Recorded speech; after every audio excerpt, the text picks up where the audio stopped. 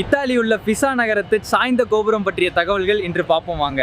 பிசா நகரம் இதுதான் அந்த பிசா கோபுரம். இன்று இதன் பற்றி பார்ப்போம். இத்தாலியில் உள்ள பிசா நகரில் அமைந்துள்ள இந்த கோபுரம் உலகின் 7 அதிசயங்களில் ஒன்றாக கருதப்படுகிறது. இது ஒரு மணி கோபுரம் என்று அழைக்கப்படுகிறது. இதன் கட்டுமானம் கிபி 1173 தொடங்கியது. கிட்டத்தட்ட 199 ஆண்டுகள் இதன் கட்டுமான பணி நீடித்தது. போர்கள் மற்றும் பல்வேறு தடங்கல்களால் 3 கட்டங்களாக கட்டப்பட்டது. இதை கட்டிய கட்டிடக் கலைஞர் யார் என்பதில் இன்றும் குழப்பம் உள்ளது. பொன்னானோ, பிசானோ அல்லது கியாடோ கோடாச்சியா என நம்பப்படுகிறது. கோபுரத்தின் அடியில் இருந்த மண் மிகவும் மென்மையாகவும் களிமண் மற்றும் மணல் கலந்த தரை ஈரப்பதம் மிக்கதாகவும் இருந்தது. தரையிலிருந்து இதன் உயரம் சுமார் 56 மீட்டர் தொலைவு.